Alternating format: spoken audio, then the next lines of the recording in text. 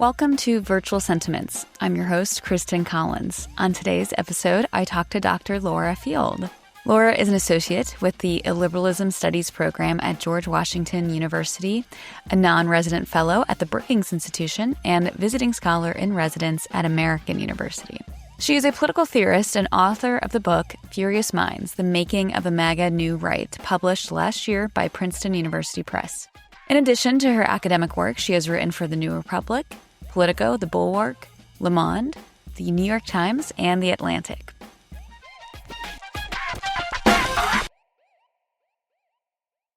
As I noted in past episodes, this year commemorates the semi-quincentennial anniversaries of two momentous events: the publication of Adam Smith's Wealth of Nations and the American founding, as marked by the signing of the Declaration of Independence. Laura and I discussed the latter of these two anniversaries. Whenever we commemorate, we reflect on the past from our own present circumstances. Laura's new book analyzes the arguments of different intellectual figures on the American right who, despite disagreement amongst all of them, do all share deep criticisms of liberalism. And that's not just more progressive approaches to liberalism, but also basic principles of classical liberalism, including often commitments to value pluralism and even individual rights. Many of these intellectual figures also use the American founding to justify their criticisms of basic principles of liberal democracy. So this conversation with Laura serves as a primer to the different groups now comprising the pro-Trump coalition on the American right, and how they differ from past conservative coalitions, such as what is popularly known as fusionism, the alliance between more traditional, often Christian conservatives, and libertarianism, which largely shaped the American right in the second half of the 20th century. In response to these challenges, Laura and I reflect on pluralism, disagreement, and the political compromises that marked the American founding and the early years of the Republic. Laura and I talk about how, as political theorists, we do think ideas matter, but they are not the only things that matter. And even the best ideas can be warped beyond recognition or beyond intention when they are tested in that arena that is real-world politics. Still, we reflect on how the great books and civic education, if pursued in environments that actually treasure pluralism, disagreement, and critique, rather than simply as partisan projects, can help us engage and develop the intellectual and emotional skills and habits required of citizens in a free society.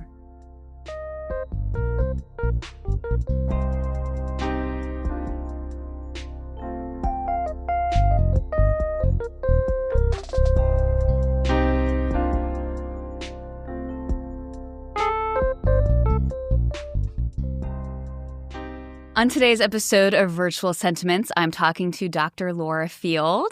Laura is a political theorist at the Illiberalism Studies program at George Washington University, and she is the author of the recently published book, Furious Minds, The Making of the MAGA New Right. I wanted to pretend that I'm a late-night host, so yeah, I've got the book right here. And yes, so Laura, I'm so excited to talk to you today. Thank you so much for joining us. Thank you, Kristen. I'm very happy to be speaking with you, too. Great. Well, this year, as you know, is the 250th anniversary of the American founding. And so every special year that we commemorate anything like this. This year is also the anniversary of the Wealth of Nations. So we on the podcast have been doing some commemoration of that text as well from Adam Smith. It's always a project that is twofold. There's a lot of ways in which we commemorate history, and we're trying to recapture that political moment, that past moment, understanding the thinkers, the text on their own terms, in their own context. But there's also a way in which we can never escape ourselves, right? So every past centennial, bicentennial of the American anniversary is always going to be kind of embedded within that political moment, right? And so one of the ways that I wanted to frame this conversation with you, Laura, is to get a good sense of how your book illuminates a particular set of people and how they are wrestling with and putting forth their own visions of American identity, of the legacy of the founding, and how should we, who might disagree with a lot of the claims that they make, wrestle with their arguments, and especially kind of the broad tent of liberals, classical liberals, people who were also more of the conservative tradition but do not agree with these sets of people, progressive liberals, people on the left. How do we all negotiate this moment in American politics while looking back on the history from the founding to today? Thank you, Kristen. I think that's a wonderful way to introduce the book, but also especially this act of commemoration, and just how we're always situated in the present and the past at the same time. And so, I love the way you put that every time we look back on things in these special moments, it is always going to be a reflection of what we're currently thinking through and acting upon in our own politics. And I think when we look through history, even just if we look at the controversies in 2020 over some of these old Confederate statues, it's a reflection of that moment, right? If we could look back to the erection of some of those statues, those took place in particular moments, right? And were acts of commemoration or of memory building and identity formation for us. And so I just think it's a magnificent thing to keep in mind. And my book, it's obviously, it's a very sort of presentist book is the way that historians talk about this, right? It is a kind of history of the present spanning 2016 through 2024. It was very intentionally bracketed in that way. And so of course, I'm reaching back into the past to try to explain how current actors understand themselves. But basically, it's a story of ideological radicalization, right?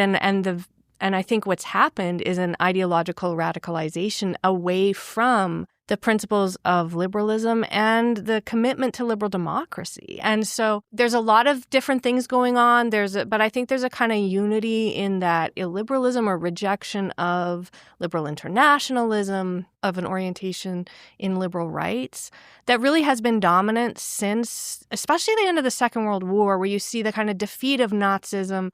And, after the aftermath of the Holocaust, you see this proliferation of liberal democratic constitutions that were in many respects inspired by the American founding. You see that all around the world. They didn't copy the American founding exactly or anything like that. But, there's a kind of continuity there. And so this movement, is a pretty explicit rejection of a lot of that. But of course, it's also complicated.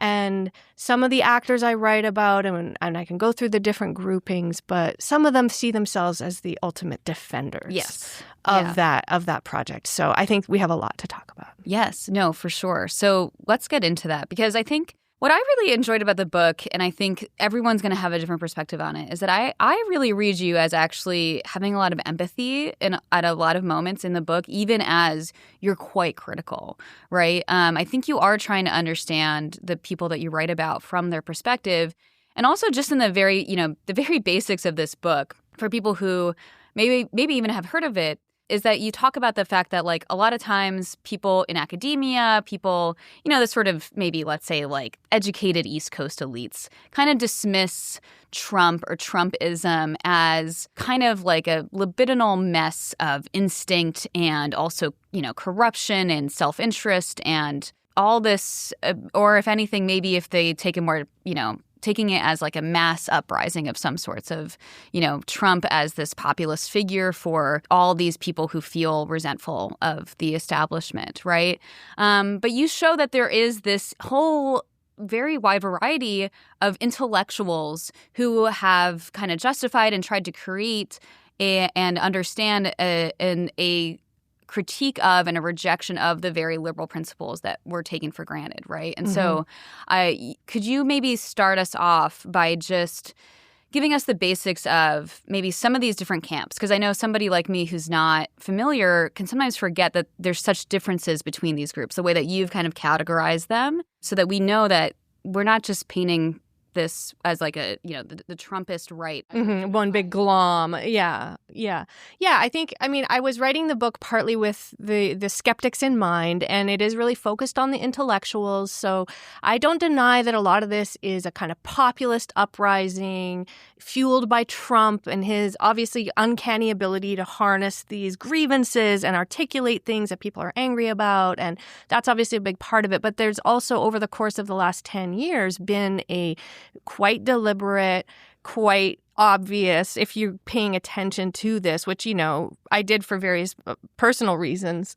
There has been this pretty deliberate intellectual project that's come into formation. And so I'll tell you a little bit about how I've been thinking about it. I mean, it's basically the first half of the book covers the sort of first, inklings of this movement, the different people who, like Michael Anton at the Claremont Institute, who were some of the first to defend Trump from this intellectualized perspective, and then kind of getting together in different organizations and bringing different types of people together. And then the second half is more about the consolidation of the movement and its kind of takeover of the GOP. But just to kind of set us up, I think it's a pretty narrow slice of the overall MAGA movement, but I think it's had a huge impact in Washington and in the thinking, right? I talk in the book, and I'm sure we'll get to this, about the ideas first. Like, they really are people who think about, if you have the right ideas, you can kind of use that. If you build it, they will come. And you're using ideas and ideology to sort of make a change in our politics. Trump isn't so invested in that, but they've been very effective in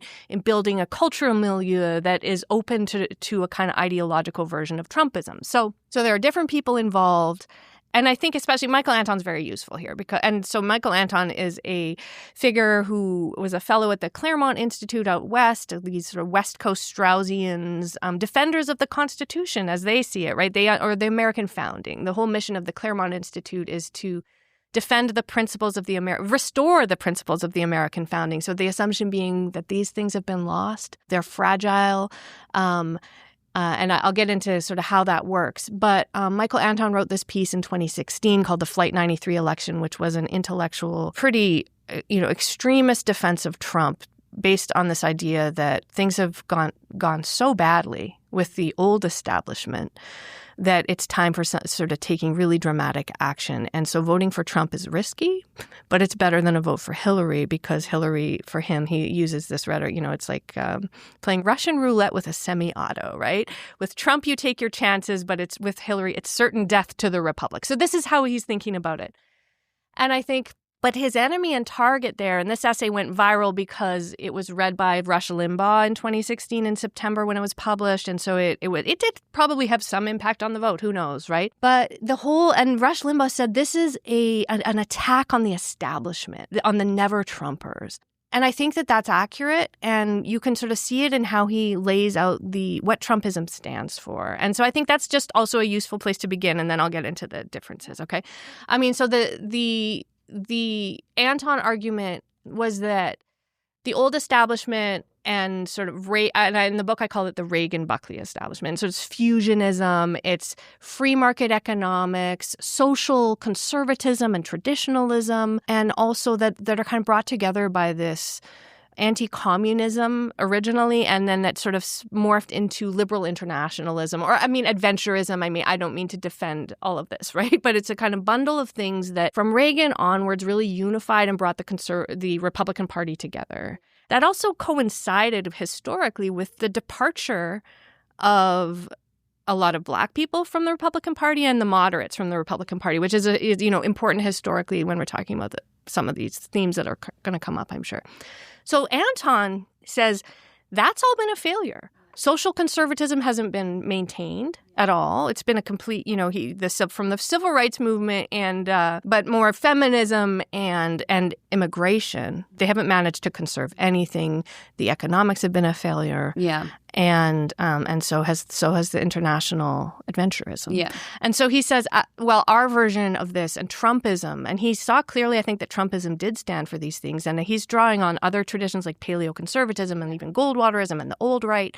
But he says, no, what we stand for, what Trump stands for, that I recognize as something I stand for, is nationalist economics, so a rejection of that free market stuff.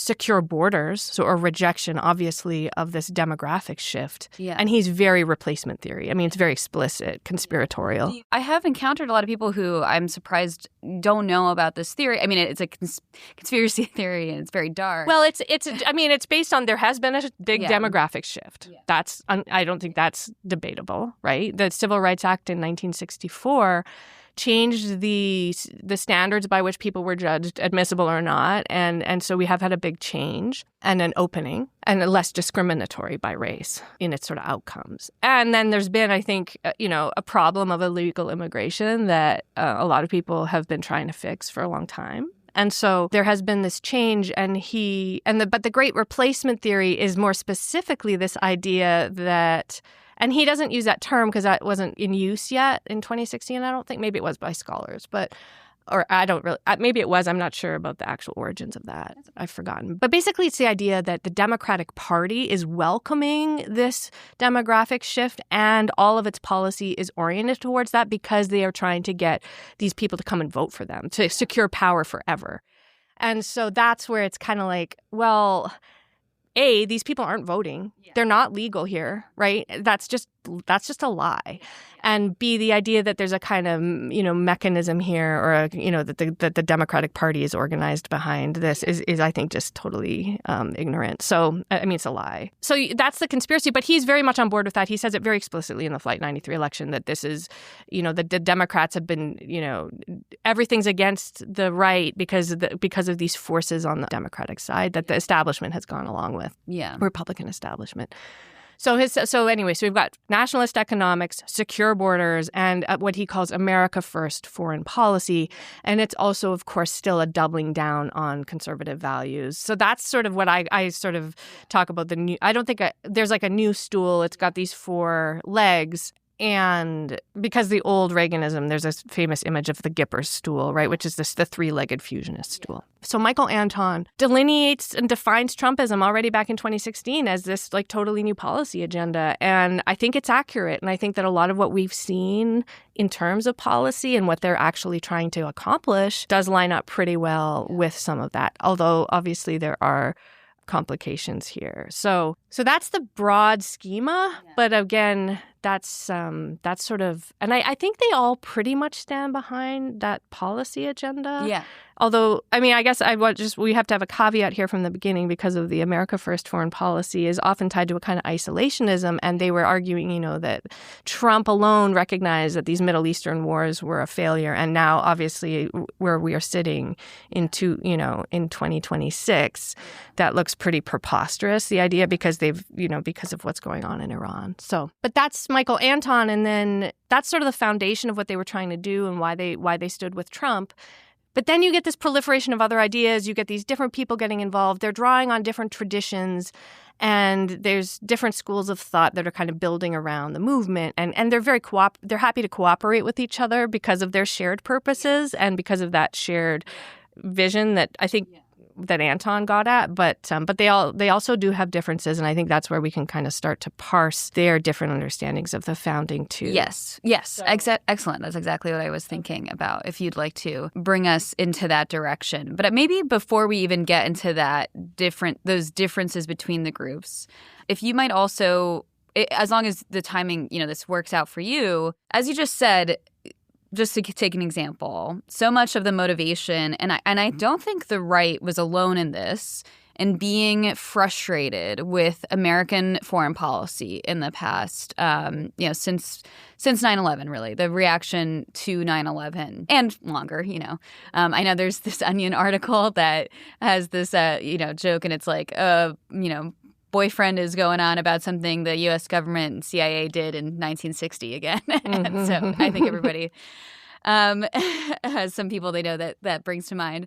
So I don't want to limit ourselves, but I do want to say that, so we have that thread of argument, which is that push away from American adventurism, or if it's a push away from the neoconservatism, or a push away from liberal internationalism one way or another, it's a reaction against the idea that America has done too much, has expanded its military might abroad and in the Middle East and it made things worse in a lot of ways. Mm-hmm. And yet, even though that was this sort of intellectual argument or the reaction, in practice, we're getting mired in the Middle East again. We have all these issues around oil. The point being that you have those ideas that are circulating, but don't actually seem to be making a dent in terms of the actual foreign policy. America's still doing similar policies, still doing similar military spending. In terms of also, now you have people in the tech world like Alex Karp, mobilizing around how do we make Silicon Valley more patriotic? How do we get more government contracts and kind of strengthen the surveillance state? So we have this disjuncture, which I think I wanted to kind of foreground to ask you to explain a little bit more about this concept that you have in the book about ideas first, that this other, that with some of the disagreements in terms of the precise way that these thinkers make their arguments, the sort of extremity of those arguments in their politics, the degree to which they are friendly to more extreme conspiratorial thinking versus much more, I think much more, I don't know how to put it, but just not engaging in that kind of work, at least directly. There is, though, this maybe cohesive methodology or intellectual approach to political theory or politics and ideas, which is this idea of focusing on ideas in this specific way, of thinking about the role of ideas in politics in a specific way. Yeah, I think that's a very useful thing to just put on the table, because it's also the question of how much does this all matter when you've got someone like Trump leading, like, who's actually in charge. He's the one actually in charge. Yeah. And so we've got all these people with all their big ideas, and some of those and they've thought about this, they've been talking about it for a long time. It's got some roots, right? Yeah. It's got some ideological heft. And again, a big part of the book is to try to take that seriously. And just relating back to your prior question about, why don't we take this seriously? I mean, this is also kind of the nub of that. You've got Trump not listening to these guys. But I think the trouble is the ideas can matter in some ways and not others, and they're still kind of a necessary. I think they do matter in important ways. So I'll delineate some of that, and I also just want to say that in writing the book, it was hard to navigate that problem, because I do think that people were not seeing these ideologues, were not seeing this intellectual project, and that was a weakness, right?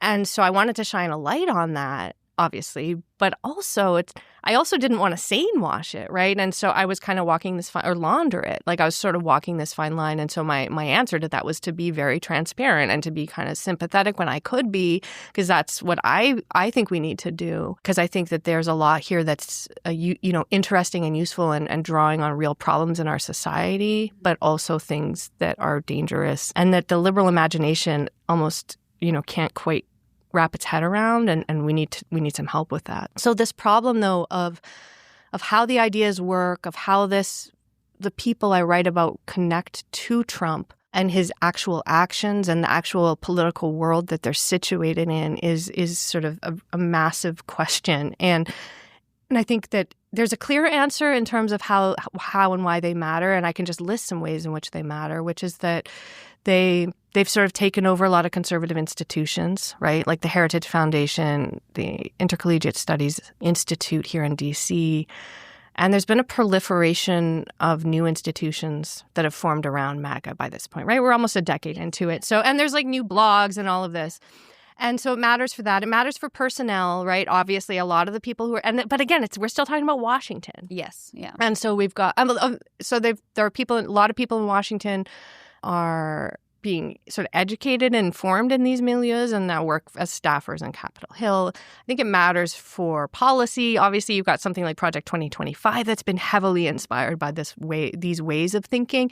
And also just the broader political culture that we're in is being shaped by the ideas that these guys are promoting, from, highbrow ideas about the American founding and the need to restore those principles, to new ways of understanding constitutionalism and originalism and legal thought as it relates to the founding, and also and just the ideas of nationalism, all the way down to the real gutter stuff, right, where you've got groypers and Bronze Age pervert and raw egg nationalists trying to completely change the way in which we think about, gender and voting rights and all kinds of things. So there's a lot there that matters for the culture. And then there's also just this other thing, which is like the global and international dimensions of all this. So I think it matters for that reason. But okay, to actually come back to your question now, they have built a movement that's highly ideological, that is not just sort of an elite phenomenon insofar as some of these people I've mentioned are pretty, they're kind of influencers. They're on Twitter. You've got Bronze Age Pervert with his podcast and his sort of influencer shtick, and pretty big following. But it's still generally the people I focus on. It's kind of a narrow ideological thing that's happening that's I'm really focused on PhDs, people writing articles in magazines, right? They're writing mission statements and signing, letters together. And so I call that the ideas first sort of method, or I don't think I call it their method, but it's that sort of characterizes how they think about change in politics, sort of their theory of change. And this has old roots going back to Buckley and his project of developing an intellectually respectable conservatism, and somebody like Richard Weaver and this phrase, ideas have consequences, but even to more recent phrases like, I think it's Bannon, politics is downstream of culture. So you can change if you can change the culture, you're going to have a big impact on politics, and that's going to be sort of you can have a tectonic shift in how politics works just by working these ideological channels. Yeah. And I think there's a lot to that. I think I'm very sympathetic to that as like a good old Straussian who's been trained in, how ideas shape history. But there's also limits to that, right? So they're testing the limits of this theory, and they've been very successful. They've got the vice president kind of in the palm of their hands, right? Or like he's their big vehicle poster child. So they've been incredibly successful in a way, and they're very ambitious and deliberate about this. And that's incredible, right? But also it's kind of detached from reality in a lot of ways. And so I try to kind of throughout the book and in my own thinking just think about, well, if you've got all these ideas, does it matter that they don't actually map onto reality and that in some ways they're not true? Does it matter that a lot of other people think about things totally differently and don't, ascribe to the same way of thinking? What do we do about that in a liberal democracy? And then sometimes it's just completely, I've already said what about when it doesn't match reality, but what about when they're just lying about things like January 6th or about, the security of our elections or about, the nature of the working class, like just all kinds of things. And they're also pretending to speak for everybody else. So I think there's just a lot of problems with this approach, not necessarily inherently. I think that but there's some tensions here in my thinking too. How much do we need ideas? How much do we need to agree about ideas? How much do we need to share a common understanding? Those are real questions for politics always. So, and their answer is typically we need to have agreement. And part of the problem of modernity is that we have such a scattered and fissured and fragmented politics that we're losing the capacity to live together. And there's something persuasive about that. But then their answer often is, so we're going to come and restore the truth with a capital T. We're going to teach the young people the truth with a capital T, and then everything's going to be okay. And I don't think that's in the spirit of the Declaration of Independence, is where maybe that could be our transition. Yeah. No, and I think that's great. And well, I do think like it is important to think about, what is maybe generally the unifying theme of the thinkers you talk about is rejection of a liberal pluralist society. And I think there's a lot of good reason to see the American legacy in the founding, one of trying to create what we have now taken for granted in terms of a pluralist society with a lot of vast political disagreements without imposing a single kind of unified way of life or political system. In the sense that, we don't need to get into this fully, and we'll talk about this, I think, in future episodes, but the idea that the Declaration of Independence had this kind of all this emphasis on universal principle, on anti-monarchism, and then eventually with the Constitution, there was a lot more of a complicated political bargaining process that was also trying to create a federal government a powerful one, in order to do what a state at that time historically needed to be able to do in order to raise money and to protect itself through a military. And but within that period of time and in those political instances, we have huge disagreements among the actors involved in doing that. And so disagreement and negotiating disagreement has always been a core part of that project. And so I do think there is this. How do you deal with and moving forward, and I'm not talking historically, but more about the way that liberals today conceive of liberalism, is there is this tension of we need to admit that we do have a positive vision for society. We do have a vision of a society of people who are different, who disagree, but are still able to enjoy equality under the rule of law, for example. That is, I think a very basic liberal ideal that a lot of people, even if they're more right-leaning, more left-leaning, will agree with. But then how do you deal with the fact that, like, that's something that's supposed to then be capacious enough to allow for intense varying degrees of community and varying degrees of other sorts of visions of the common good, visions of living well together.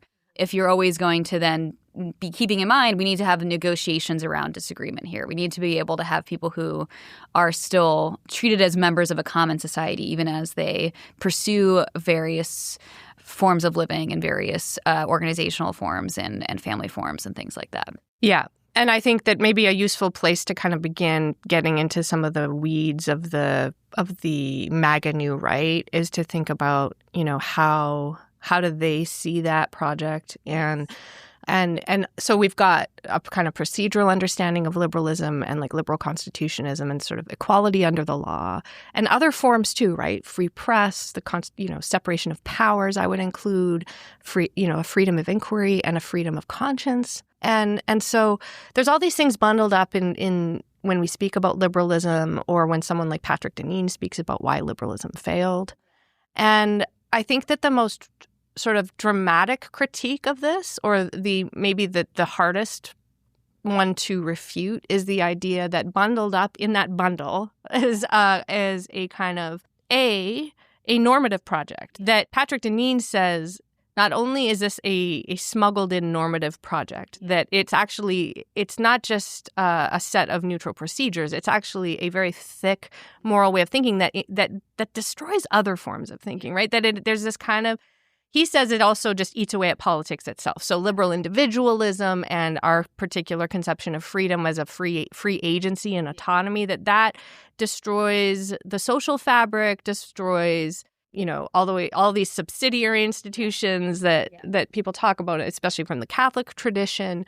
But Tocqueville talks about it too, associational life, that creates this vacuum of authority that then makes us yearn for a strong man. And so there's that critique, but also I think there's a recognition, not just from the post-liberals, but many on the right now. They say, liberalism pretends to be this neutral thing that doesn't impose a thick conception or a comprehensive worldview, but it does. And liberals don't even know this is happening. And it makes it very hard to be a conservative because we don't fit into some of the norms that are being formed. We don't share some of these assumptions, and because we have these deep disagreements, we're not welcome in these spaces, and we're not valued. And I think some of that is vastly overstated, but there's something true there. The liberal regime that has been taken for granted, I'll speak like regime, right, in this broader sense, that has, I think, does have some vulnerabilities for sure. And also there's some real reckoning to be done about the exact question you raise about how we can create a genuinely pluralistic society that isn't so exclusive of genuine disagreement. I think these are genuinely difficult questions. So why don't we, keeping in mind the kind of anniversary of the founding, if I don't know if this works well enough for you, but to kind of walk us through these different groups, their different approaches, and then the degree to which any of them have particular visions of the founding, whether they're trying to retrieve, and how they situate their own projects within this kind of grander narrative of America. Okay, so I do this classification of the different groups on the New Right, and I talk about the Claremont people, the Claremonters. We could call them Claremontsters. They seem quite happy with that they call themselves that sometimes. There's the post-liberals who tend to be sort of socially conservative Catholics, and there's the nationalists, and then I talk about the hard right. There's also kind of the tech world we could get into, and so, but that's a pretty good. So that's the general schema, and they think pretty differently about they're drawing on different intellectual sources, and I think they think differently about the founding era and about liberal democracy. So I'll start with the Claremont Institute, and I mean they see themselves as the true defenders of the founding. Yeah. And the mission of the Claremont Institute was to restore the principles of the American founding to their proper place in American society, and they were inspired by Harry Jaffa and his work on Lincoln primarily, and especially The Crisis of the House Divided. It was a really important book that Jaffa wrote, all about the Lincoln-Douglas debates. And this really, I think if we're going to have to get into some of that, right? If we're going to be talking about, we're already pretty well into this conversation, but we got to talk about Lincoln and his understanding the Declaration and what might be understood as a second founding, right? Yes. And this idea that the Declaration was this promise, and that it was that needed to be fulfilled, that was unfulfilled, but was possible after the Civil War. And so, the Claremont scholars sort of embrace that history, but Harry Jaffa did write this important book about the moral core of Lincoln's project and his deep belief in equality and his understanding of just the logic of equality and how that actually worked with the future of America and the problem of slavery. Yeah. And so he wrote about that, and the book is pretty fascinating. But then later in life, he also decided that, of course, you needed Lincoln, but that the founders had it pretty good at the beginning. That that the American founding was so impressive that he talks about it being the best possible regime. He caveats it just enough to say, that's possible in the real world. But he holds it up as a very high version of politics that is almost insurmountable in terms of its perfection, and sort of represents this, this accommodation of Athens and Jerusalem, reason and revelation. And I think that's where there's this sort of, it's extremely idealistic, which is appealing. I mean, that's nice, but is it true, right? And so we have this problem with the Claremont Institute, which is that, they hold these ideals so highly, and they have a very rigid understanding of it, in my view. So they take something like the Declaration of Independence, and they want people to understand it their way. And so the Declaration is sort of one thing. It means something specific, or I mean, maybe I'm exaggerating a little bit, but I think they've got a pretty rigid understanding of the Declaration and of the constitutional system, such that any departure from that, whether it's the New Deal, whether it's the Civil Rights Act, and then the demographic changes that have happened because of the immigration changes, or even, Roe v. Wade. I mean, you can get into all these different things, and the growth of the administrative state. They've been very anti that for a very long time. So you have any sort of changes, they're not very well equipped to deal with that, and they're very explicit about that, because they think that they're a violation of the true constitutional order. And so it becomes an existential threat. Those changes, those historical changes, become catastrophes and moments of crisis, and on par with the crisis of the two constitutions and the House divided. Yes. And so that warrants radical action, right? And counter-revolutionary measures, whether it's January 6th or the election of Donald Trump, or, who knows what's in the future this year.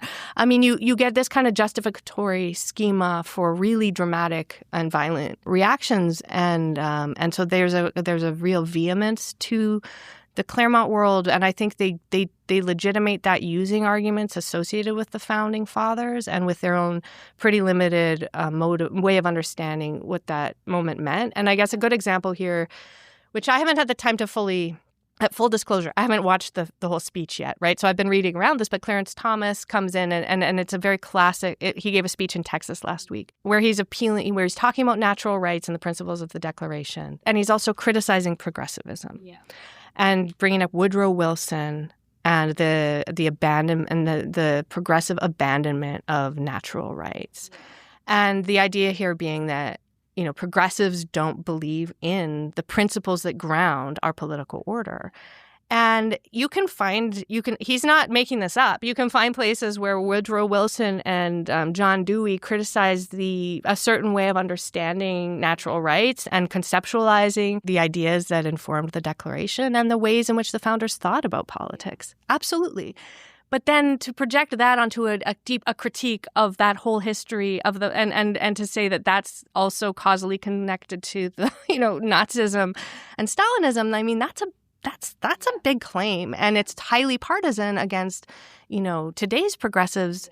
And the idea that I think that the Claremont people are quite comfortable saying that, people on the left undermine the political order because they don't believe in natural rights and because they don't believe in freedom and equality in the way that they do. And I think that's a big fudge and kind of a lie, because I think that then what are we going to do? Go examine every American's civic conception. So how do you understand natural rights? Yeah. Do you base it on a natural law? Yeah. There's something really perverse about that, about this assumption that we should all be understanding the Declaration in the same way. So maybe I'm getting too quickly into the critical mode instead of sort of exploring what the actual. But that's sort of the Claremont, how I think about the Claremonters' take, and it's. But I mean, as you can see, you get into pretty complicated territory here, philosophically, once you start unpacking it. Yeah. Yeah, and you've done excellent podcast episodes before on these topics too. So I know for a fact we could spend hours talking about the specifics of any one group, including the Claremont thinkers. But I wanted to dive a little bit more, into. I want to unpack that more about this risk of limiting ourselves to this one way of understanding the Declaration and the American founding, and then also this, and I agree with that frustration of feeling as though this side is then painting a broad brush of the other side, right? And of the idea that if you are critical of the founding, that you are then suddenly against equality or freedom or the basic principles, or not on board with natural rights even. And also, I will also say I think people can come to the same general notions of freedoms, of equality, of values and principles from a lot of various perspectives. I think there's plenty of ordinary Americans out there who've never read anything specific about natural rights and are still upstanding, respectful, committed Americans who believe in the principles of freedom and equality and respect for their fellow citizens. And even believe in natural rights if you conceive of those in a certain way, because it's very hard to conceive of those. It's very hard to explain how we might think about those. They are contested concepts in the history of political thought, right? You can talk about there are different people thinking about these things in very different ways. And so nobody has a monopoly on how you understand natural rights. Yeah. That's just not, I don't accept that for a second. And I don't think the founders would have either. Yeah. So let me get some of your thoughts on, on that history, on the founding and of natural rights. And, maybe just to put it in perspective, just to put my cards on the table in terms of what I think the challenge is when we think about our history is and actually, Tom Merrill, we'll have him hopefully on the podcast in a later episode. But he has some great work on Thomas Jefferson on the Declaration, and really great Law and Liberty article as well on how do we negotiate the fact that Jefferson seemed to not live up to his ideals over the course of his career in terms of he writes the Declaration of Independence very vehemently. This powerful vision of natural rights is also has a paragraph critical of slavery originally in his first draft of the Declaration that gets cut for various reasons. He's clearly aware of the way in which slavery is a violation of natural rights, but then he was using it sort of to take a cheap shot at the British, right? Yes, which was a little, I think, is my understanding. If I recall. That's right. So Tom talks about how sort of the issues with this paragraph is that on the one hand it's critical, on the other hand it's also blaming everything on the king, and also is very much embedded in Jefferson's own skepticism and criticism of the British system and of the attempt to create an agrarian republican virtuous community in America that actually also requires slavery, requires expansion of land, all these various things that are, and that is to say, so there you have this figure who has an incredibly powerful, authorship of the Declaration that then later generations will draw on to expand freedom for people who are oppressed, right? And yet he himself has these contradictions. And what Tom talks about is that there's this tendency for people to make sense of this as just a matter of personal hypocrisy. But he argues that, instead we should think of Jefferson as a tragic figure, as somebody who has these grand self-contradictions, who also is maybe deluding himself, wants to not be aware of what is even happening just in the course of the early 19th century, in early America, and the kind of Missouri crisis and the debates around expanding slavery in the territories. And what Tom talks about is this idea that, we have Jefferson's broader political coalition of these kind of agrarian Republicans were concerned with a variety of issues. And, he, after a career of mostly public silence on the slavery question, has this letter that is published. We don't have to get into, he knows it's going to be public, where he is essentially, justifying the fact that slave owners don't want to, if slavery isn't allowed to be expanded in the territories, then people in the southern states are going to be afraid that the federal government is going to come and forcibly emancipate the enslaved people. And as a result, they will be unsafe, right? And so this fear of this threat of federal power ends up being justifying for why it should be okay to allow the expansion of slavery, even when people know, and Jefferson was critical of people who were offering more positive visions of slavery. So it's not this again, it's a complicated coalition, and a thinker who is not necessarily endorsing it as somehow consistent with the natural rights, but it is also something that there's this inherent tension here, and it gets him into, I guess what I'm trying to say is it gets us into a position where we have to reckon with this legacy, and we have to reckon with the fact that we have the principles of the Declaration of Independence that we draw on for this idea of liberty, while being compatible for decades in America with a horrific, oppressive practice that can be understood as nothing other than a flagrant abuse of human beings, barbarism, of humanity. Yes, and Smith has incredible. One of the reasons why I like Adam Smith is he has incredible passages on this too. So we have to reckon with this history. We can't just will it away or imagine it didn't exist, especially if we're even just trying to think of a figure like Jefferson.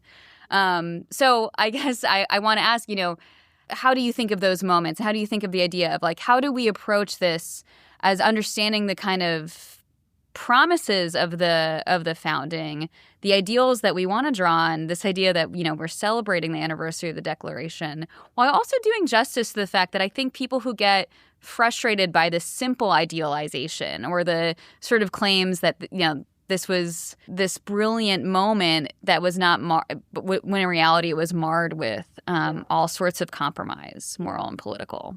Yeah, I mean, I think it's a very difficult thing, and again, it sort of brings us into what what our moment is, and where we're sitting, and how and the sort of what conversation are we having? Because when you talk about that problem of self-delusion, I think is what we're talking about with Jefferson, and he wanted these ideals to be true, but he was also drawn in his political world to make these bizarre, and in his life to make these awful compromises, and then to kind of justify things in bizarre ways and just bend and twist into something kind of, I think in hindsight, entirely contradictory, right? And I think we see that problem again and again in politics. Politics is it's always going to be a problem of living up to one's ideals. And I think where we are sitting now, in the book, I try to I have some sympathy with the people who want to lift up the founders, right? And I love reading Tom Merrill's work on Jefferson because it's so subtle, and it shows us all these different dimensions of these very complicated people. Yeah. It's not jingoistic, but it still has a respect for what they did, what they were capable of some of the higher parts. And so I'm sympathetic to that. I think, that there has been, maybe if we're just taking the broadest view of what what the last 50 years in academia have emphasized, it is not the glory of the founders, obviously. Except for at the Claremont Institute.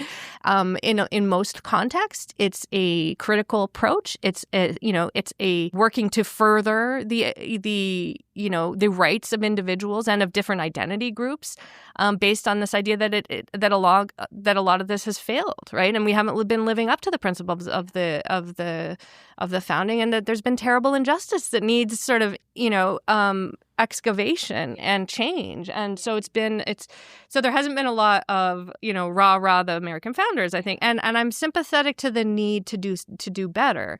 That doesn't mean telling a simple story, though. And so, but I think that what happens with a lot of people on the right is they are so put off by the kind of debunking mode that they elevate the founders beyond what is reasonable. But they're sort of doing something that I think we can understand as human beings. This desire for heroes, right? This desire to look up to something, and a lot of what happened, at the founding is worthy of admiration and worthy of celebration. And you have Nicole Hannah-Jones saying these principles were, in an interview, right, that I quote in my book, these principles were incredible at the founding if only they had lived up to them. And so, there is a pretty broad agreement about some of that, but we sort of forget that. And so we've got to kind of navigate a way through. But I think what happens in a lot of instances is that this desire to elevate and celebrate, we have blinkers on. And I think, and in the case of just thinking about the Claremont group and some of what happens in their scholarship, it's a pretty consistent pattern. I'm thinking of Charles Kessler's The Crisis of the Two Constitutions, which is a book that sort of borrows the valence of Jaffe's title, right, and of course of Lincoln's speech to write about the founders' constitution versus the progressive constitution, and how these things are in massive tension, and the progressive constitution is a betrayal of the founders' constitution. So all these familiar things. But, he looks at that history of between like the founding and the Civil War, and he writes as though there had been massive progress, and it's not true.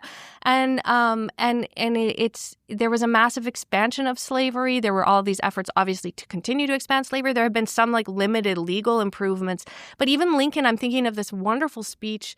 Well, I mean, wonderful, but very, upsetting speech he gave after the Dred Scott decision, where he's very explicit that the quality of life of American Black, like enslaved peoples and Black people, has only deteriorated.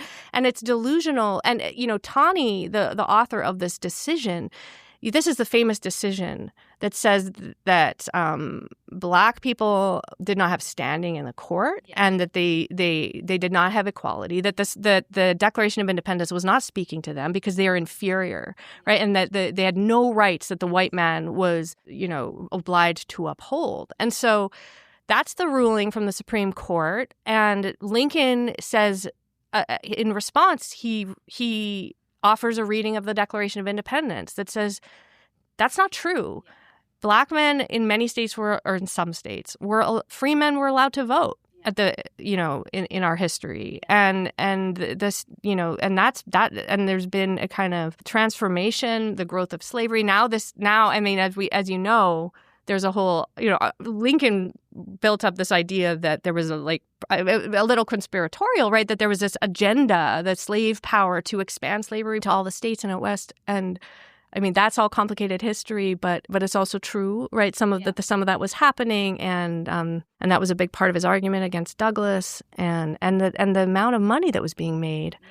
It was the anchor, the slave system was the anchor of the American economy in a lot of ways. And so Lincoln, though, offers a beautiful defense of the Declaration as this expansive liberationist sort of document. And I don't think that Kessler, but a lot of that history gets fudged by the Claremont Institute, and the ugly parts get kind of disappeared. And it's kind of I think it's part of that desire to elevate means not encountering the other side. And when you do that, you're excluding, I think it kind of comes up in the response to the 1619 Project. If you can't even hear the arguments, right, that are being posed by critics of the founders or critics of the current elite powers or the current ways in which we're taught this history, then you're it's not just blinkers. You're claiming a monopoly on knowledge. And I don't think that's in keeping with, again, the sort of liberatory spirit of what the Declaration means, which is that we get to be free people who have our own ideas and who stand for the rights of people, right? And who get to act on that. And so there's a lot here, obviously, but that's kind of how I think about the what's the Claremont people. It's very complicated. They're not all the same. They don't all think in the same ways, and some of it gets really ugly, and some of it's just kind of blinkered and I think incoherent or ahistorical, I should say. Yeah. And I was gonna say, and I think it's interesting because I think it's again, I don't think it's necessarily that. It's interesting because one could be frustrated on a pure methodological ground of feeling like this is poor history, right? But there's also a way in which political theorists, what we do is always more than just history, right? It's usually we're not just doing intellectual history. We're not just trying to understand. And we do projects that are heavily historical, but it's also we are making political arguments in conversation with thinkers, with these texts. And there's kind of I want to segue this into thinking about kind of what we're doing when we're working with great books and when we are in conversation with the founders, with Lincoln, and with these different thinkers, and how that comes to play in this conversation too, and relates to that maybe ideas first notion. I'm going to kind of frame it in something. I'm just going to put on the table something that I think you and I have talked about this a little bit. I think about it a lot now, actually, specifically in the American founding context, which is this idea of the canon, but also when we think about the founding in America, it just kind of feels like America has daddy issues. We have our issues with our founding fathers, and we all are kind of navigating these hangups we have about where we've come from in different ways. There are some people who want to kind of lean into the lionization and just focus on them as heroes because it's comforting and it's inspiring. And then there's other people who kind of see love as meaning a mode of critique as well, of also saying and I don't love family metaphors in politics, but I am using one here, which is any kind of family, sometimes there's a bad dynamic at heart and somebody wants to speak up and criticize it, and then they might get treated as a black sheep or something like that because it's they're disrupting this harmony that maybe works for the majority but not for them, right? And so there is this kind of all these tensions, all these difficulties, and sometimes the people who are calling them out are kind of, it's a shooting of the messenger type of problem, right? And so how do we kind of allow ourselves to maybe take a step back, not be so personally wrapped up in whatever any one given narrative is of America in order to listen to the people who are coming from the more critical side? Like you said, if you can't listen to the critics, how is it that you can actually understand? And how is it that you can actually understand what it is that you're saying and the value of what you're saying if you're not going to be engaging with the critics? And so, I want to segue that into thinking about the great books. So that's also the kind of way I think about we have these thinkers that these kind of fathers of the Western canon that we're thinking about here. And there is this great quote you have in your book from Alan Bloom about the kind of spurious intimacy with greatness that the great books cult can have. Now, it's fascinating to read this because Bloom was, very enthusiastic about a great books education. So this is coming from somebody from within. It's a sort of imminent critique of yes, I can celebrate great books. And I'm speaking as myself too. I can celebrate the idea of a great books education while also thinking that there's also some pitfalls with it. There's also this risk that we kind of oversimplify, take for granted, and also maybe even just defer to the kind of authority figures of the canon, and also aggrandize ourselves just by virtue of the fact that I've read. I know I am such a smart intellectual, and I should be the philosopher king because I know all of these great big ideas. What do those ideas necessarily have to do with actually managing the difficulties of political life in reality, right? So hopefully that's not too much. No, I think it captures just a phenomenon that's very common, and the slippage. I think that there's the natural desire to admire something and learn from the great, and just the experience, right, of reading something magnificent or learning about something really profound and important that matters, right? That experience is kind of, you can't shake it once you've had it, and so you're not gonna, and it shapes you. And so when that's happened, then anybody who's critical or who wants to debunk that or take that away from you, it becomes very threatening, I think. And it's a kind of way of saying, It's a kind of, I mean, maybe erasures would be a sort of an obscene way to put this, right? But it does feel like a threat, right? Because it's taking away something that is formative for you and that is part of your, like, a constellation of things you care about and want to defend in life. Derived meaning. How you've derived meaning. Idea. And I think that's something that liberals, we don't talk enough about, is how important it is for people to make meaning in life together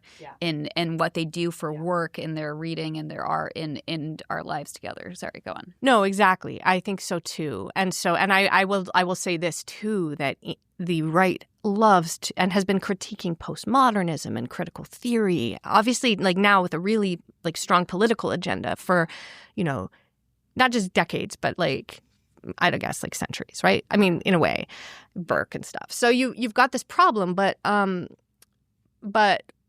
and I want to say before I go on about the delusion and the kind of how we get caught up in this stuff, and why we become so defensive as someone who's had those experiences. That experience exists with critical theory too, right? And you know this, and I know this, but we need to talk about that too, because that can be, when you're reading something inspiring from a critical perspective that makes you feel empowered, and that you've understood injustice, and right, that you've understood how to secure your freedom or how to fight for something. That's also really empowering and important, and that shapes people. And the right critiques this as, a kind of like just raw activism or decisionism or like politics. And that's not true. And part of what the critical mode does is it allows you to see alternative histories and to see alternative pathways and to see what is and isn't sort of a permanent feature of things, right? And so this is like the experience of, like, profound engagement with works of philosophy and history and of individuals of the past is certainly just not I mean, I've experienced it more from the conservative approach, right? And in the Straussian world, but that is something that people get to experience from all different kinds of perspectives. So we have to be clear about that, but we also have to be clear about, and the critical theorists could be clear about this too, about what it is and what it is we're loving and what we're appreciating and what we're not just debunking, but, valuing and deriving meaning from. So I think that experience is so profound and important, and I'm sure it happens in religious contexts too. I mean, we're talking about the formation of of our souls, right? In some ways, or our characters. So this can happen in a number of different contexts, but I think that the spurious intimacy with greatness problem is the kind of, that's something a little different. But I think that if you've had these experiences where you feel like you're understanding the complexity and the greatness at the same time, and you're appreciating that, and you're kind of vibing with it, or you're just like, there's some sort of, imitative mnemonic. What is it? There's Aristotle talks about this. This is part of what art does for us. This is part of what the reading experience does for us. And we have a kind of vicarious experience of these things. And so then, you do that enough in grad school, you sit around for 4 years writing things and reading this way, and then, being pumped up, you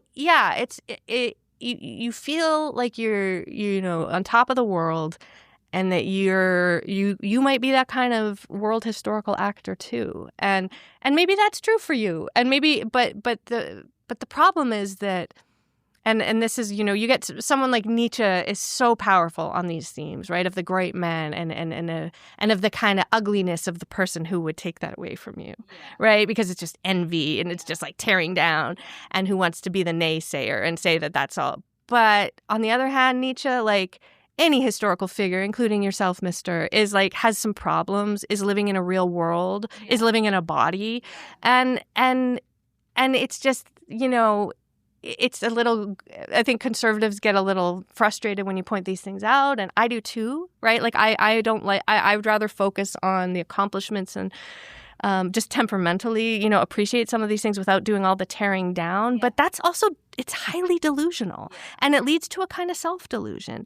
I mean, it can fuel ambition and beautiful accomplishments. And so I'd probably, all things said and done, like, want to err in the side of like ambition and taking big risks and doing foolish things, even though you might fall flat on your face. But I mean, I think any serious smart person can understand the pitfalls here, can understand that you don't want to walk around like some of these figures on the New Right are, taking yourself so seriously and like just pumping up these narratives that are obviously false and incomplete and blinkered and pretend that you're sophisticated and better than everyone. I mean, it's preposterous. There's something just, I think, blatantly ridiculous about it. But at the same, I mean, I guess I'm a little torn on this because sometimes it's like, I like their willingness to take risks. And there's something creative going on. I mean, with some of these people that I think that people across the political spectrum and young people could be inspired by. I wish I did. You know, I think this could be taken in a lot of really interesting directions and better directions. But so it's that, you know, I mean, I'm being a little abstract now. I don't know if you know what I'm talking about. No. Well, and I think I think it's interesting. I mean, and you can detail more, but I do think it's worth talking about like the virtue of intellectual humility and how important that is in a modern society of really any kind. I mean, I don't think you're going to lose the need to have that. And at the same time, you have to pair like intellectual humility with an intellectual fortitude. I mean, you can't. And an ambition. Yeah. I think. Yeah. No, I agree. I think there is a value to having a willingness to chart and articulate a positive vision for society. Mm-hmm. And I think what can be really frustrating about some of the visions out there, including, I mean, obviously there's a lot I disagree with politically, pretty much with the entirety of everyone you talk about in the book. But I do think that there is the thing that also frustrates me is this kind of guise of strength. Yeah. This sort of attempt to claim a mantle of like, we are the strong, we are the powerful, when at the so deep inside there seems to be this hollowness and frailty and brittleness and just utter fragility that, to me, that's not what strength is about. I mean, strength is about having the courage of convictions without necessarily needing everyone else to bend to your will in order to have that. I mean, that's well, strength. and to be able to take criticism or to try something transparently and truthfully, and then and allow and have a pushback. It just like that doesn't break you, right? That you then follow up with the next thing and can kind of move through it instead of I agree. I mean, there's something extremely hollow here. When I think about it, it's like if I've ever met anybody who, I've had this experience a few times where you just meet someone who is just so brilliant, right? And that can take different, forms, but often it's very surprising, and you don't know ahead of time who's going to be that way. But when I think in my experience, when you're really meeting somebody who's just like rare talent type of person, there's a kind of calm there. And there's a kind of intelligence that is not frail and is not touchy, right? And is kind of confident, but isn't sort of, I mean, it's quite a different thing than Bronze Age pervert on the internet, right? Yeah. And it's, so, I mean, we can psychologize about all of this, but I think in my experience, just in life meeting people, it's really remarkable. Yeah. How different these different types of people are.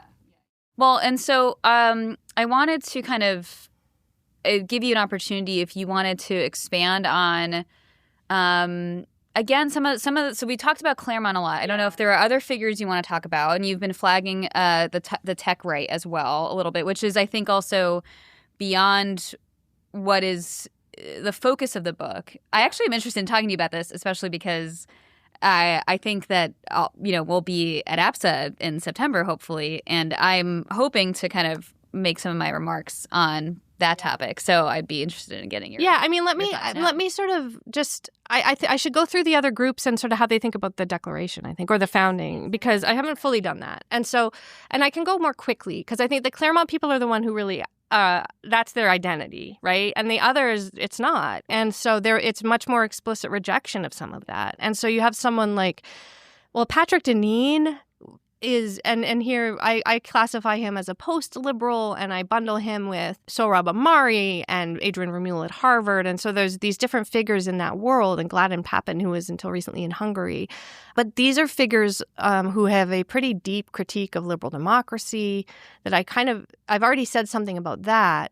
So they have this critique of liberal democracy as individualizing and so forth. And for Patrick Deneen, that is what the American founding represents. He's very explicit. This was a liberal founding. This was an Enlightenment project. And his idea is that's bound to fail. Yeah. That's going to eat away at itself. That's going to kind of have this cratering effect. Yeah.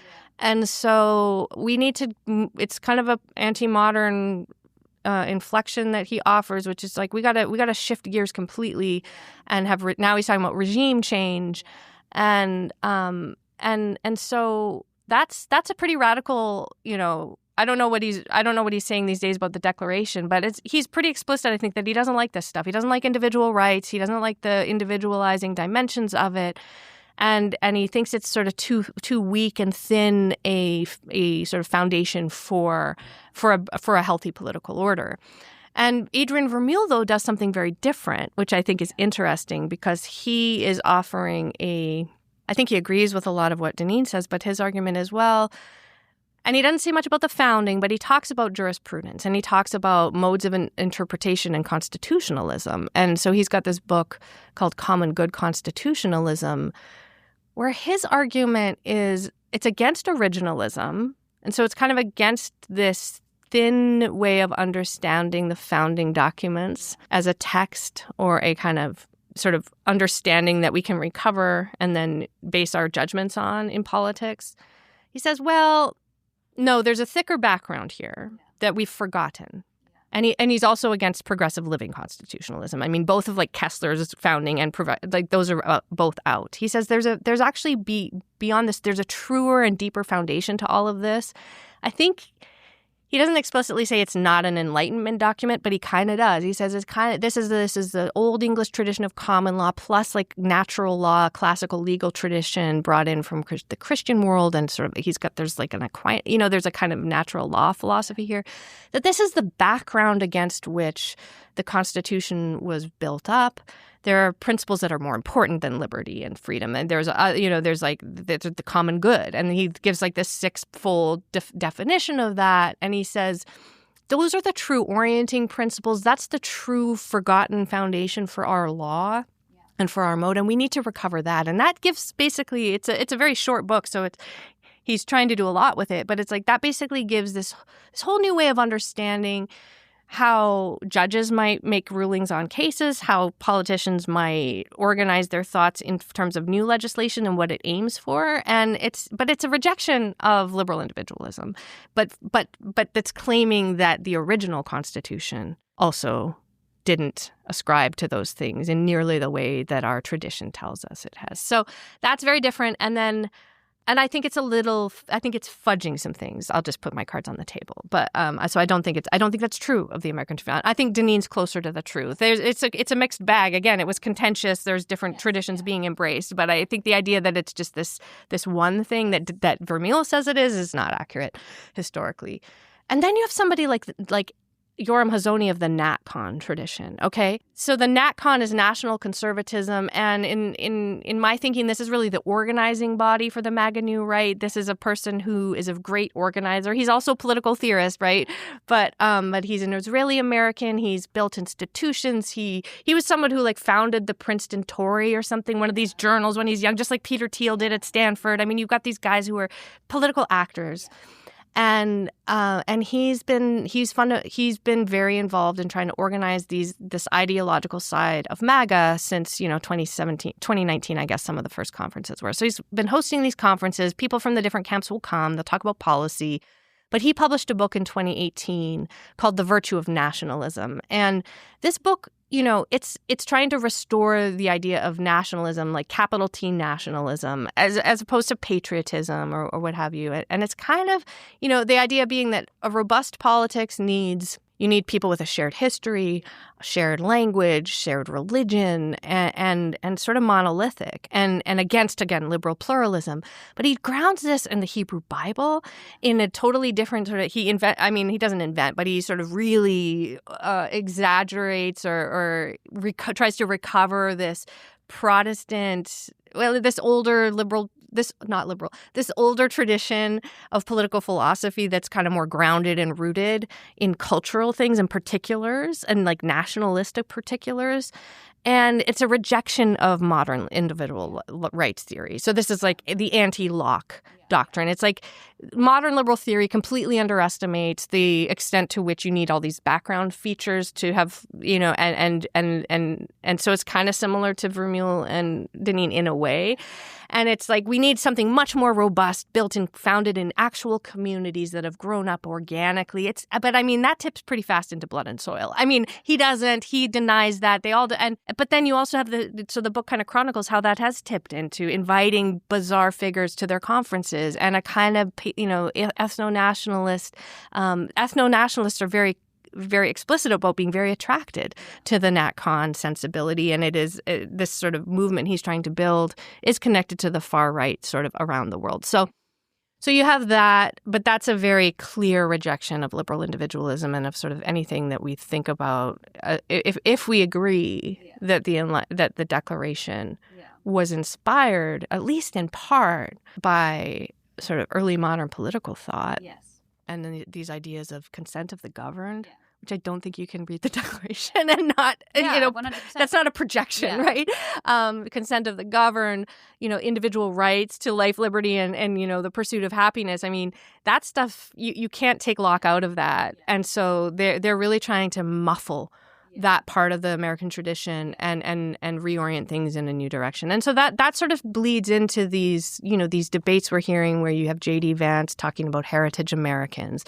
You have somebody like Neil Gorsuch finding that he needs to go defend the idea of America being a creedal nation. Yeah. You know, that's surprising, I think. I don't think I wouldn't have 10 years ago thought that would have been something that a conservative Supreme Court justice would have had to do. So that's, I think, sort of can maybe give us some actual, like, that's what's happening in our world right now around some of these issues. Yeah.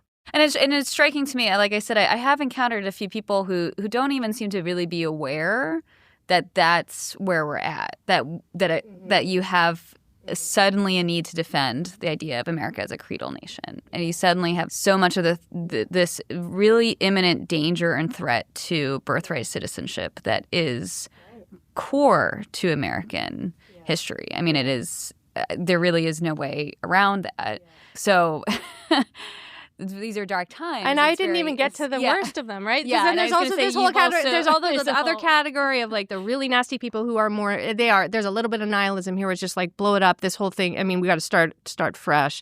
I mean, or just like, you know, there's Curtis Yarvin and the tech side of things, like or like Thiel going down to Argentina where he's got the super libertarian, there's all this. And you brought up Bronze Age Pervert and Bronze Age Pervert, right? Might not be familiar with him, right. So he's this Yale PhD who wrote a book called Bronze Age Mindset, who is that's more just about kind of destabilizing the world now, and like this is all kind of built around this another conspiracy about the kind of totalizing domination of the liberal institutions, right? And so they think of themselves as fighting against this new tyrant, whether it's the Antichrist or whatever, but it's like, or the cathedral or the Longhouse, and I think that's pretty laughable given who's actually president right now. But you have these arguments, and their aim is not to kind of reorient the state or to recover the foundations of, the American founding. It's much more to just like mess with things, destabilize, flood the zone, that kind of thing, and then live crazy wild lives on the margins is more how someone like Bronze Age Pervert speaks. But there's Christian nationalists, like there's just a lot of other stuff here too, and a lot of other controversies we could talk about, including about the founding, right, and whether we have a Christian founding. Yeah. So do you want to just discuss that a little bit, the sort of, because the interesting thing, I just want to say one thing that's interesting to me is when I was reading that section of the book, I was struck by this idea, how to put it, that people somehow felt that we need to retrieve the idea of a Christian founding, which I understand. I guess I understand it as like an ideal, like a sort of positive, like they're trying to make a claim that we need to bring this into being, like, right? Or like we need to like recover so that we can build. So we can build. Yeah. The thing that's very striking or strange to me, just somebody who really came of age during, again, like 9/11, the Iraq War, I understood America to be really really leaning into a lot of these ideas in a way that I was uncomfortable with in terms of like the Christian history of America and Christian identity of America as against the sort of Islamic enemy, right? I feel like that was a big part of America in the early 2000s.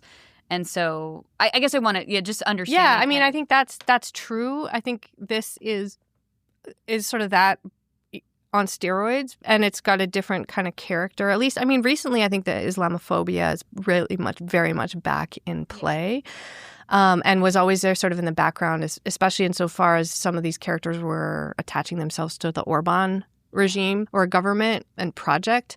But just I think that these narratives have been present on the right for a very long time about America being a Christian nation. That's not just a narrative. I mean, it's a kind of core belief of many people in the evangelical world, I think.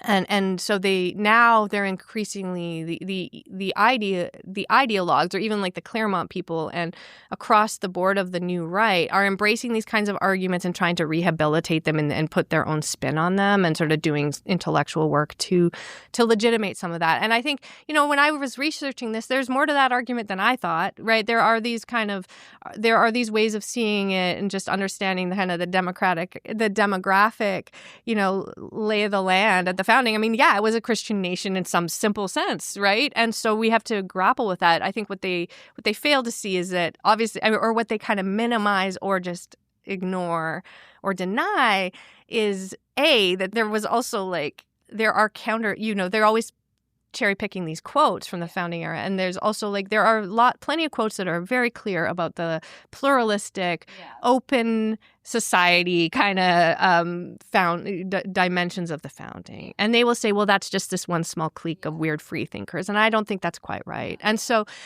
but you do have this. There are complicated religious conflicts at the founding between different denominations and sects. So that's complicated. But the other thing they do, so I think they deny the pluralistic underpinnings and minimize those. And I think the deliberate decisions at different and more political documents and institutional decisions that were, the separation of church and state and other features of the right. And also just the background here of religious warfare in Europe, right? That matters too. There's just a lot that matters that they kind of underplay or try to draw out other things. But the other thing they do is they kind of deny the 250 years since, where there has been a very consistent movement in one direction. And that doesn't mean that we shouldn't recover more space in public life for religion. I sort of agree with that if it's done in specific ways. It doesn't mean that the court didn't overstep in some instances. Maybe they're right about that. I don't really agree. But, there's room there. But you can make those arguments without necessarily having to rely on the authority of the founding. Right. When the history of it does not fully point in that direction. Well, right. I mean, the founding matters as a historical thing that we understand in its own time. But there's also been this, to just accept that should be what guides us today. 250 years later, we have a very multiracial place, right? Now we recognize that a lot of the people who were there at the founding came from other places, right, and had their own traditions that might be recovered or that should be, respected. Plus, there's been a huge amount of immigration, and there's been a loss of religious faith, and so these things are just realities, and there's a lot of denial of that, and there's a lot, and then there's also beyond just denial. There are kind of, I think, elements of the New Right that they don't deny that, they don't care. They just want to, reimpose a much more monolithic morality, and find their allies to help them with that project. So that's another part of this that does connect to the founding, and just sort of how we understand that history. Yeah. So there are two lingering themes or questions I have, which is one, if you wanted to, we didn't get into the tech right question. We don't have to do that by any means. But if you want to discuss that a little bit more and you're thinking about that, that's good too. Or, and we can really do both. It depends on really your timing. But the other area of, what do we do now in terms of also, I read a lot of your book and the conclusion also really bring us to think about the role of civic education and also in American democracy and what role that can play. And so, again, kind of you're thinking of a liberal arts education in this sort of original understanding and broad understanding of what that means and how that fits into this moment. Okay. So, yeah, these are two big questions. I mean, what to do now and the tech right side of things. I'm going to use the tech right thing as a moment to pivot to Lincoln. That's right. Because I've been thinking quite a bit about Lincoln and this Dred Scott ruling. And this is a little bit, I think it's a little tendentious what I'm about to do, but I think I have a good point here. So he says about the Declaration, he says, I think the authors of that notable instrument intended to include all men, but they did not mean to declare all men equal in all respects. They did not mean to say that all men were created equal in size, color, intellect, moral development, or social capacity. They defined with tolerable distinctness in what they did consider all men created equal. Equal in certain inalienable rights, among which are life, liberty, and the pursuit of happiness. This they said, and this they meant. Okay, now it sounds here like he's defending this idea of some kind of equality, but not full equality for even maybe even with regards to color and stuff. Like it sounds like a pretty limited defense here, right? Very thin defense, and Michael Anton uses this in one of his essays, right, to defend the idea that Lincoln didn't really believe in equality the way we think he did, right? But then he goes on, and this is the part that Michael Anton consistently avoids, I think. So here he says, they did not mean to assert the obvious untruth that all were then actually enjoying that equality, or yet that they were about to confer it immediately upon them. Again, a note of realism, right? Like they weren't saying this had actually arrived. He says, in fact, they had no power to confer such a boon. Okay? But then he says this. They meant simply to declare the right so that the enforcement of it might follow as fast as circumstances should permit. They meant to set up a standard maxim for free society, which should be familiar to all, constantly looked to, constantly labored for, and even, though never perfectly attained, constantly approximated and thereby constantly spreading and deepening its influence and augmenting the happiness and value to life of all people of all colors everywhere. So, I mean, that's a pretty... it's a little vague, maybe abstract, but I think it's beautiful. And I think I first read that in Harry Jaffe's book because he also, he prizes this statement. And, I mean, that's a very expansive understanding of what the Declaration is doing. And then, he goes on even further in here. He says... Let me say, this is where I think he fudges something, okay? I think we can all appreciate that was beautiful. He says, the assertion that all men are created equal was of no practical use in effecting our separation from Great Britain, which is, I think, shocking, right? And he says, and it was placed in the Declaration not for that, but for future use. Here he says, its authors meant it to be, thank God, it is now proving itself, a stumbling block to those who in after times might seek to turn a free people back into the hateful path of despotism. And here's the part, this is my favorite part, which will allow me to pivot to the tech bros. Okay, he says, they knew the proneness of prosperity to breed tyrants, and they meant when such should reappear in this fair land and commence their vocation, they should find left for them at least one hard nut to crack. Again, he's talking there about, he's talking about what Lincoln later is called the slave power and King Cotton. The next summer there will be the next year there will be this essay about King Cotton that basically argues that the economy of cotton and slavery is so powerful that nothing will break it, and that it's also sort of embedded in nature, that Black people are sort of meant to toil, that some parts of humanity are just meant to toil. It's really awful stuff. But then, so Lincoln is concentrating on the sheer amount of wealth and money that is behind the slave movement. And I am not trying to say that the tech bros are like slaveholders or that there's a clear analogy in any way. But I think that there's a lesson here about the accumulation of money and power and how that works in politics. and that Lincoln has some things to say about that. It's not straightforward. I'm not saying that the founders were all arguing for economic equality or equality of outcomes, but that there's a problem with an incredible amount of accumulation of wealth because it turns into a kind of despotism, and it attracts tyrants.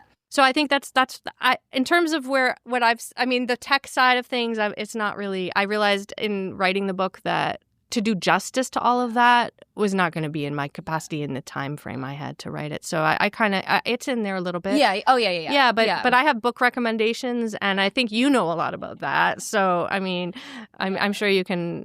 I do think it matters. It obviously has mattered an enormous amount, and some of these guys are really enriching themselves a tremendous amount currently. And I think that it seems to me like Silicon Valley has really benefited from aligning with Trump. I don't know that all of them are ideologues in the way that someone like Thiel is or Musk is. And so I think that there's still, I don't think it's all kind of ideologues or like all the way down in Silicon Valley. So, but I don't have super refined thoughts on that. Well, yeah. So this is great. And that's why I had a feeling I was going to really like what you were going to have to say, because I do. And it's also very compatible with what there's been a sort of theme. Yeah, I shouldn't say it's like accidental. I mean, I was definitely deliberate with it. But our first episode this season was with Sam Bagg, who's a political theorist who writes about state capture as a democratic problem and a theory of democracy as a solution to a way of counteracting state capture by any kind of one big group, right? And dispersion of power is the title. And we talked to Henry Farrell. So I talked to Maria Pia Paganelli about state capture in Smith. And same, we have an episode with Gloria Liu coming out soon. Wow. And so that is 100%.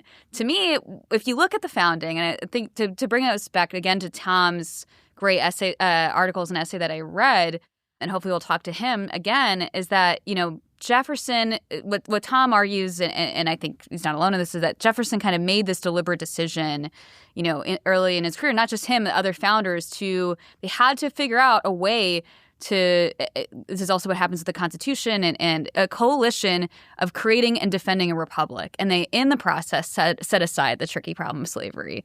But setting aside the problem of slavery set up the conflict that would become the Civil War, because you also entrenched a powerful interest group. Yeah. And an interest group that derived its power and its wealth from the oppression of human beings, right? Of this gross violation of humanity, right?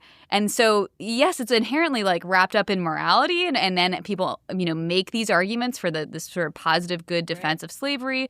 But also, it's also just interest. It's also the fact that people have this pecuniary interest in the system as it is, and it's incredibly difficult to unroll that, especially as it becomes ideologically and morally justified, right? I mean, it becomes even more of a cause for war, right?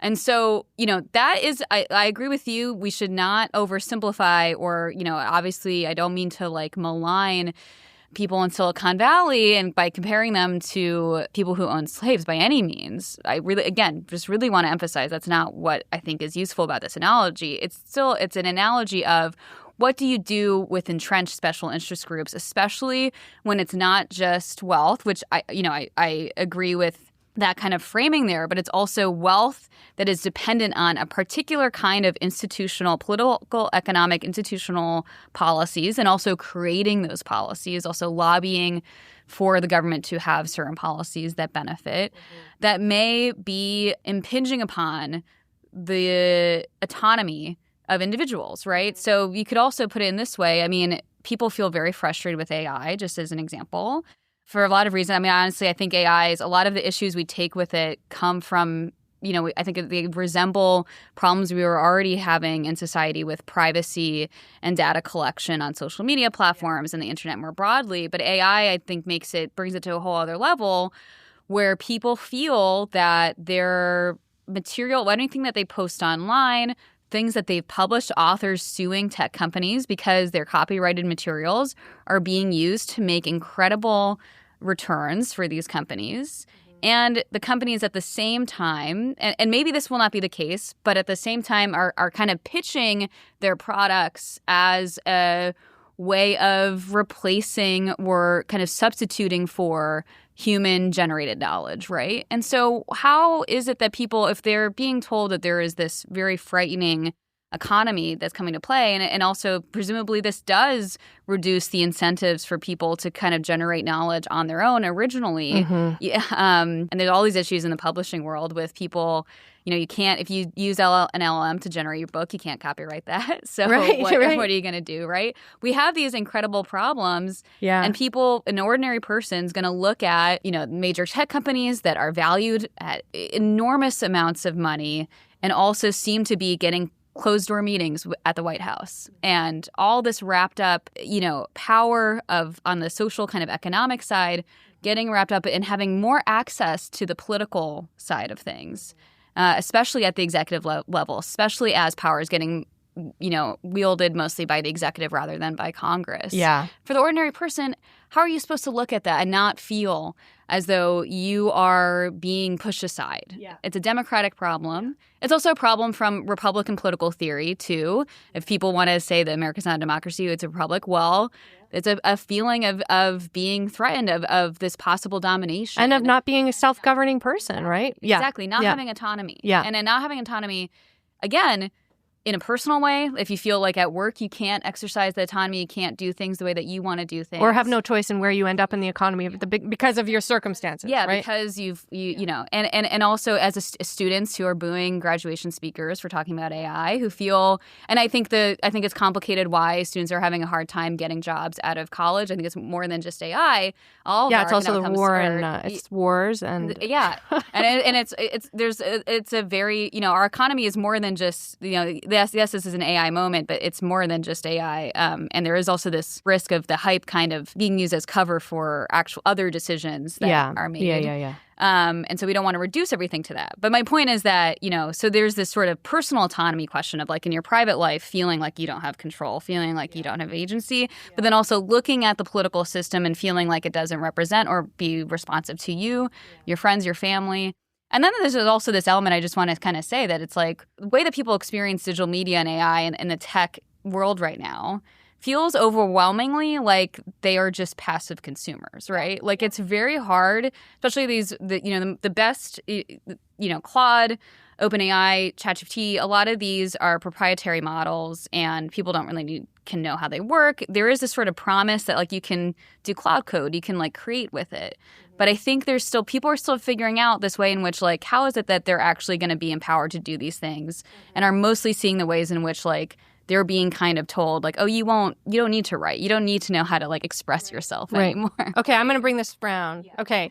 I mean, you're very sort of eloquent on these subjects and but I'm going to bring it back to this question of what we do next. Yeah. And the Declaration, because I think that, and this is going to get hokey, but I think what you're describing is real. There's this real sense of a loss of agency. And I think that ties to this question of civic education, right? And what education does for us and what students should be getting out of their education. And this is where I side with some of the conservatives in some of the ways they talk about these things. But we need an education for liberty, right? And if there's one thing that the Declaration does or that John Locke does, it's teach people how to think like free people, right? If you read, you can't just read the opening abstract statements. And this was great, Osita's book, right? Osita Nwanebu has this book called The Right of the People. And it's talking about you got to read the rest of the Declaration where you're sort of, it's pretty inspiring. You've got these rights. You get to control your future. You get to get together. And if you feel like there's an injustice, you get to act. And our history is full of ways of thinking about this, of resources for learning how to be a free person and to live a life of meaning and of contestation and deliberation. And all of these things matter for democracy and for republicanism. But I think that that's one thing. It can sound really inadequate to talk about civic education as a response to all of the problems that you're describing. And I don't think it's the full solution. But I think that we do have resources in our tradition in all kind. I don't mean there's no singular tradition, right? There's so much, though. And I think that more of us need to become equipped for this kind of contestation and action. And it's so partisan, which is also a problem. But one thing that I love that the history of political philosophy does, and just studying history does, and especially studying antiquity and also comparative politics or comparative literature. If you start doing these things, you start reading from other parts of history where people are thinking really differently, it forces you out of the easy categories of our world. Right. And so suddenly you're not thinking in partisan terms. You're thinking but you're still working on reasoning. and you're reasoning politically in a different context. And that means you have to kind of get rid of your own knee-jerk prejudices and think more expansively. And I think that's part of being a citizen too. And so that you can get out of your own partisan mode and think about the future in new ways, right? And just think differently and not have such a knee-jerk reaction against the sort of political opposition. And I think that's what we need. We need creativity, we need ambition, and we need a kind of delicacy with one another too. And I think that for me, I guess this is what I'm comfortable talking about because I'm familiar with the academy and academia, but I actually believe it really matters, and not just for people at the Ivy Leagues. You need the right has these programs in red states, these civics institutions. I wish that, there could be much more of this that was much more bipartisan and full of contestation, so it wasn't sort of one version of history, but a much more expansive. And I think that this is the moment. I wish people would be doing more of that and trying to find ways to revive the humanities. I think it speaks to our alienation from technology and our problem, and just it would allow us to be more conversant about what it is we're so uncomfortable with, right? And where we get our meaning from and why we're frightened, and what to do about it. And so I think there's just a huge opportunity here that I think would be very popular. So that's my 2 cents and my pitch for liberal democracy and for reading the Declaration, right, yeah. Kristen, and maybe a little more John Locke. Yeah, no, I love that. I think that's excellent. And I do want to underscore, just to bring it all around, is that like part of what the value is about having these spaces where we communicate and study and discuss and debate and argue, and we also then see like our positions, we gain a distance or sense of proportion from like our commitments. Yeah. Too. And then that allows us to, again, be able to be both like able to articulate our own perspective and what we stand for. And where it comes from. And then also be able to listen and learn from other people who disagree and not feel as though to disagree is suddenly an attack. Yeah. Because I do think there is a way in which there's this twin problem of people feeling as though disagreement is somehow incompatible with cooperation and with our own kind of self-development, when in fact it's part and parcel. Yeah, and part of a I mean, we've agreed a lot in this talk, so that's maybe we're not the best example of this, but you do have what happens through like a deliberative conversation with an antagonist or just someone where you disagree on some stuff is you find the places where you agree and you disagree, and then you maybe find the places where you can cooperate, right? And I think I think probably given our political reality right now, and this might just be me with my sort of optimistic, that's just my nature, is I think there's probably a lot of people who would be pretty open to some compromising and some cooperation. Yeah. And I think that if we can find leaders who can articulate some of that, I think there will be an appetite for it. Or that's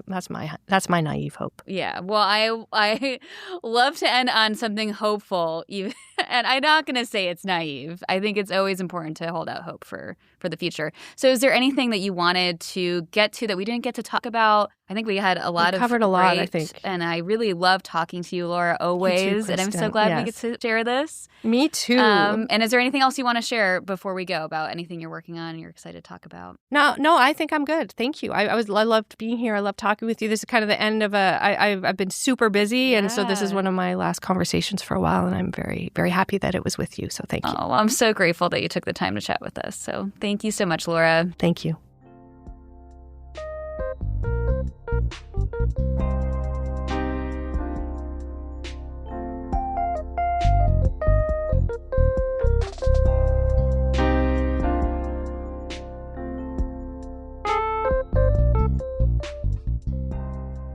I am beyond grateful that Laura took the time to chat, and as usual, there's a few points I wanted to reflect on to wrap up this episode.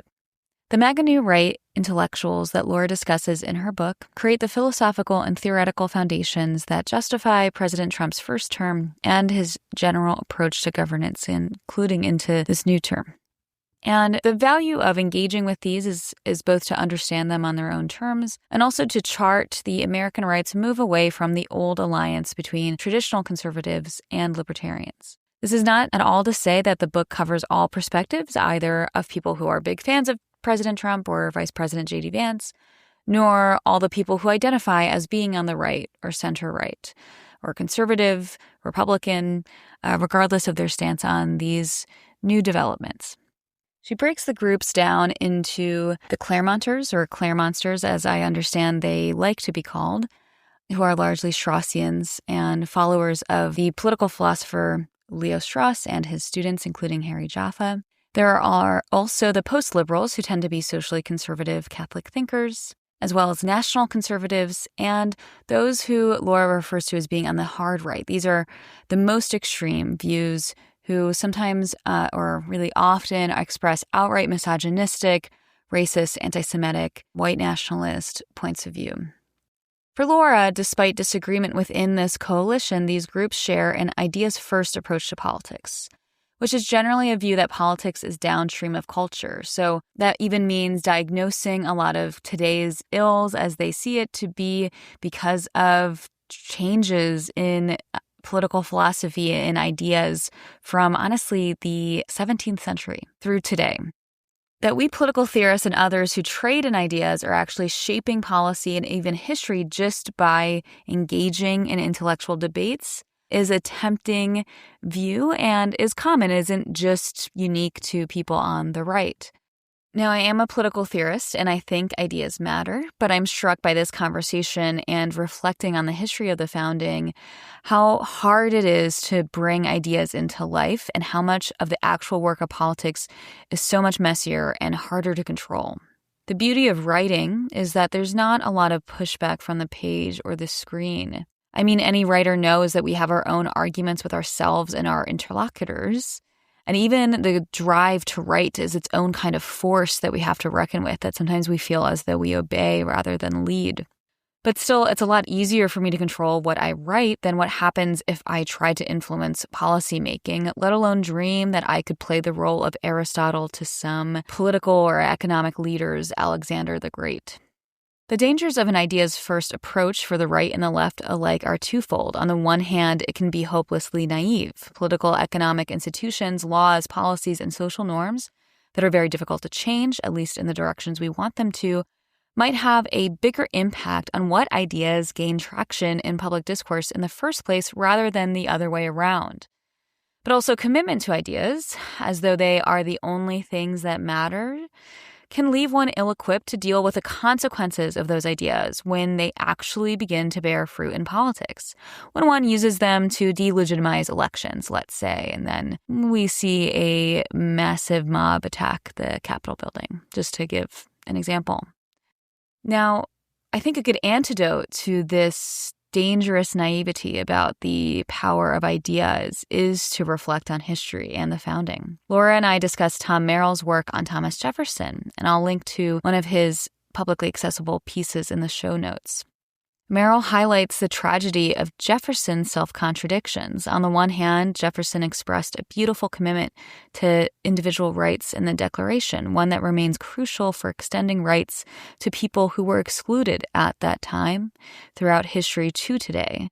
While later in his life, Jefferson ended up lending support to a movement to not only defend slavery, but expand it into the territories via the Missouri Compromise.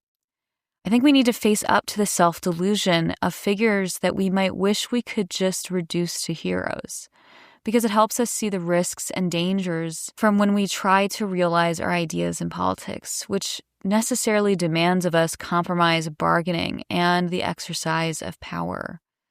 Without proper humility and respect for critics, as well as the many diverse perspectives and interests held by others in our community, including the most vulnerable, human beings are apt to delude ourselves about our own ethical perfection and deny that we might be complicit or even outright, if unintentionally, supporting and entrenching oppressive policies and institutions.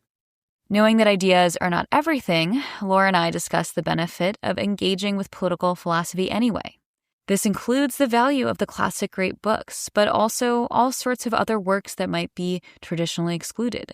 All of these help us encounter totally different perspectives and get us beyond what we're used to thinking and our own ordinary assumptions that we take for granted. It also helps us move beyond the simplistic right to left or other partisan labels that we're used to. I challenge you to read the classics like Plato or Rousseau or Adam Smith and see that they could be easily categorized as Republicans or Democrats in the American sense today.